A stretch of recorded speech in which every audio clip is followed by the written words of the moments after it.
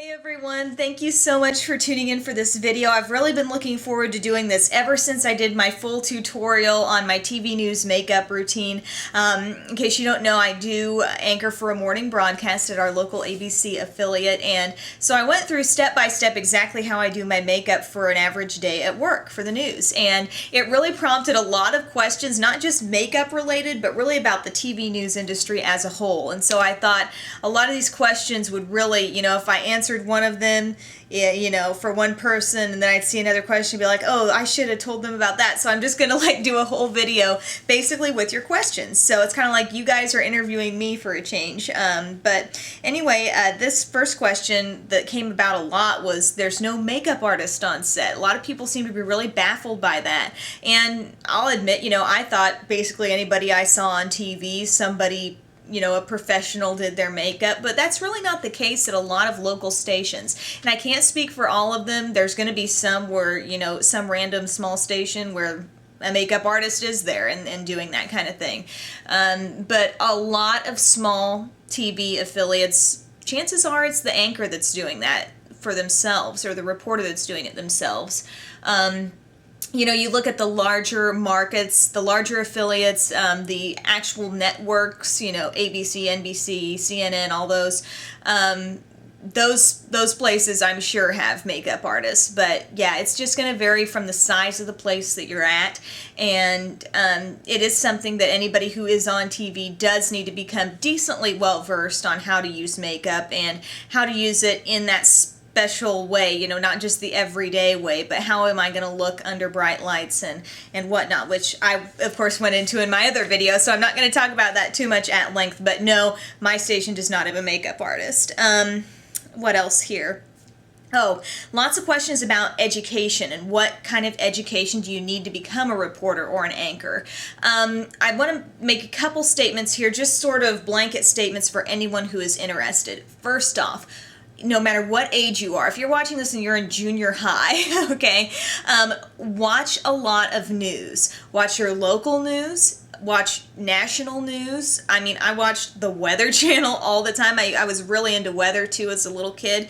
And even if you don't necessarily think it's good, even watch, a station that you don't think does a very good job, because you learn not only from the people that you watch that do good things, but you also learn from people who are not necessarily doing things as well as you'd like.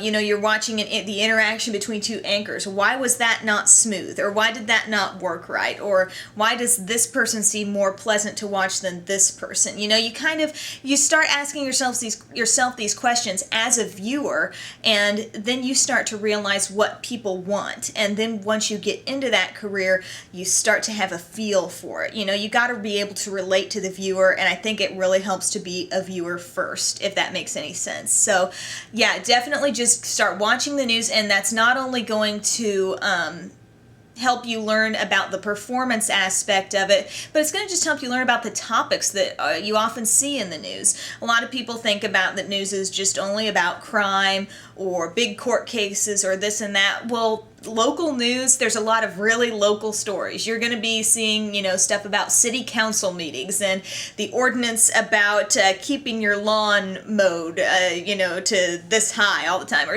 like random little stories like that are going to come up all the time, and you're not going to think about those before you get into it unless you're a big news watcher, and then you're going to realize you've got some of that stuff coming. So, anyway, totally, watch the news, get some examples, and that's really going to help you get a feel for what is out there, what sorts of things you need to start learning about. And read the newspaper a lot too. And read, go to news sites online. Reading that is you're just going to get yourself better informed and more well-rounded. And going into high school and college, it's really all about being well-rounded. I would say, you just need to worry about communications classes and, speech classes, and that's it. But that's totally not, because you go in as a reporter and you're going to be, granted, there's a lot you're going to learn on the job, and there's a lot that you can only learn on the job, but you're going to be bombarded with all kinds of topics. You may be, get in a position where you need to do a lot of health stories, or a lot of crime stories, or court stories, or, human interest stories, things like that. And it's going to be a really, really broad field sometimes that you have to work in. And so be aware that any of those random little classes that you take, and you might not think, you may be thinking, how is it relevant? It really will. Chances are it could be relevant if you become a news reporter or a news anchor. It's so helpful to have a little knowledge about a lot of things. So, but yeah, definitely in terms of a major or something you're going to concentrate in, look for those media-related classes, communication, take all the speech you can take. I took classes like advanced public speaking, and I think I had something called small group communication, and then I had a lot of like broadcast related things too that I did. I did stuff with web design, which was really useful too. So just take as much as you can. And writing is so important. It really helps if you've got a love for writing. But even if you don't, it kind of helps to get a little bit of, knowledge about that, a lot actually. So, journalism classes, things like that, it's all going to be very valuable. But just remember to, spread your net wide and look at a lot of classes, lots of different classes in high school and lots in college. So it's all going to benefit you.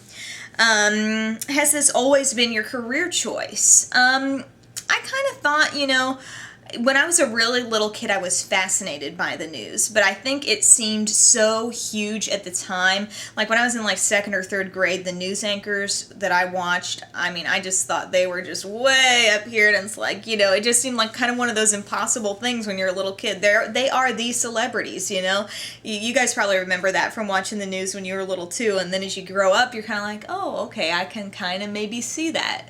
But no, I have so many interests. I thought teaching would be fun, and I still kind of think teaching would be cool. Just, my goodness, there were so many things that have interested me over time. Weather was interesting to me as well, not just the news side, but the weather side. But eventually it all just kind of funneled into, doing the news, and I just thought, I like writing, I like being creative, and ever since I did an internship, which is a big part of the education aspect that I forgot to mention, but when you get in college, if you can intern at a real TV station, not just your campus one, but get out of the college scene for, over the course of a summer and take a summer internship at one of your local stations, then you're going to really get a grip on what it's going to be like when you're working there. And I loved my internship, and I really got to do a lot with it. I was basically reporting just like the other reporters, and it was awesome. Such a great time, but that kind of solidified my choice for me, for a career after I did that. Do you wear your own clothes? It's all my own wardrobe. Like, it kind of goes along with the whole makeup artist thing, small stations, you're not going to have probably any sort of wardrobe there for you. I suppose, again, there's always exceptions to that, but at my station, I'm wearing my own clothes every day that I go to work. So, do people recognize you, like in public? Yes, sometimes. It's funny. It'll be random. I can never predict when somebody's gonna come up and be like, you're on the news, aren't you? And sometimes, people just kind of look at me like I'm familiar, and they'll be like, you look familiar, and then they'll be like, oh yeah. So yeah, it happens from time to time. I'm always surprised at the different kinds of people. Sometimes they'll be like, you look like my granddaughter or something like that. And so it's really fun, if you do watch Channel 3, or that's the station I'm on, or if you recognize me from here, talk to me. I'd be happy to talk to you, so you don't have to feel weird about coming up to me. But it is fun, and I still don't get used to just being recognized in public, but it does happen. What else? I love this question. What happens when you mess up, like when you're live on the air? My goodness. And it happens. I tell you what, you're going to be reading along, and you're going to have a little goof up. And sometimes, when it's appropriate, I think it's good to just, not necessarily laugh it off. If you do something that is definitely out and out funny, and you just keep trying to cover it up, people can see through that. Okay, they're laughing at you at home. You might as well just laugh at yourself. You know, you got to kind of learn to laugh at yourself in some situations. Other situations, laughter is totally inappropriate, and you just need to move on and pretend like it didn't happen. And there are a lot of times when you can pretend like you didn't mess up and nobody will ever know. But like I said, if there's something obvious and it is humorous, I mean, don't just sit there and try to like stifle your, you know, just let it go. That's part of me being on a morning newscast that can get away with being a little more laid back and fun. But anyway, yeah, you mess up, you just got to move on, though. You got to get past it eventually, because I tell you, you can get in that laugh attack mode where you just want to laugh, and you got to get through it, you know. I mean, sometimes we'll come back from a commercial break and we'll have laughed about something, and it's just like, okay, I've got to get straight face now. So I don't know, it's just maybe it comes with practice, I don't know, but I've seen people get caught off guard of all ages, have started laughing, and for, you know, no apparent reason that we know of as viewers. But yeah, it happens. You just got to keep on moving, though. What else? How do you handle your weird schedule?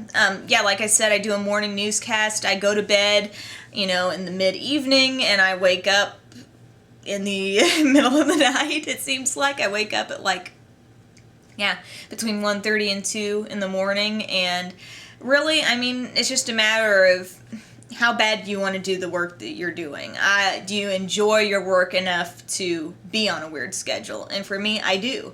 I really like what I do. I love being, you know, the face that people wake up to in the morning, and to get their day going, and to, you know, make it not seem so bad that, okay, hi, it's 5:30 in the morning, you know, to maybe put a smile on someone's face. I really, really like that. And I love doing the news, interacting with the people I work with, and it's just really fun. And so I guess, how do I handle it? I basically just like what I do. So, and also, you know, I've got people that are accommodating to my schedule, and you know, Tyler doesn't make me, that's my husband, he doesn't make me feel like bad about being on a little bit different schedule than he's on or whatever. You know, I think everyone realizes, you know, this is what I want to do, and it's working for me. So yeah, you just kind of have to make yourself adjust, and you do look forward to the weekend, though, because then that's when I can kind of get back to a normal person's schedule. But then come Sunday night, I have to switch back. So it's really not that bad. You get used to it. You know, you rise to the occasion for whatever you have to do. I'm sure we've all been in situations where we thought, oh, how this is going to be awful, but you know, it turns out to be just another one of those things in your life. So yeah, it's not that bad. Let's see the next question here. How do guys do makeup? Well, the guys do it a lot quicker than the girls do. I've seen guys at my station, of course I'm taking mental notes all the time, whether they realize it or not. I've seen guys at my station just use concealer. I've seen them just use powder, or just like foundation. I mean, it's not like they're doing the full-out makeup routine like all of us do. If I were to recommend something to guys in makeup, which I have gotten emails from guys in broadcasting wondering, I would recommend a concealer, which is a cream product, and probably using that around any off-colored parts of your face or your under-eye area, and then just using a powder to keep the shine from forming all over your face. If you do that, you're probably going to be overall pretty good. Of course, there's airbrush. You know, some makeup artists that are working in HD will do the airbrushing and stuff like that, which is like a fine mist foundation.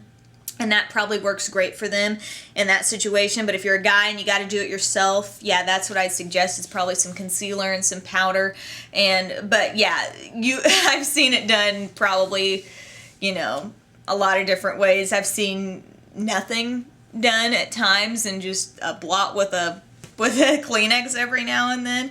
But you know, everybody does need to use makeup, I think, at least some powder to keep the shine from happening, because even if you don't have oily skin, those lights are going to make you sweat at some point. So you need to get rid of the shine kind of with that. But let's see, what else here? What kind of stories do you like to do?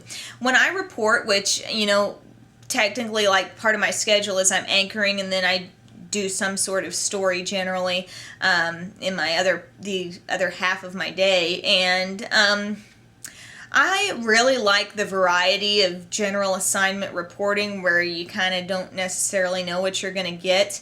I do a lot of consumer-related stories which deal with anything from scams to saving money and things like that. Those are always fun, and honestly, you know, every reporter likes to get the exciting story. You know, there's been a shooting and, you know, somebody's on the run and there's this and that. And I mean, those are great stories. They're exciting, but it's not hard to make them exciting either.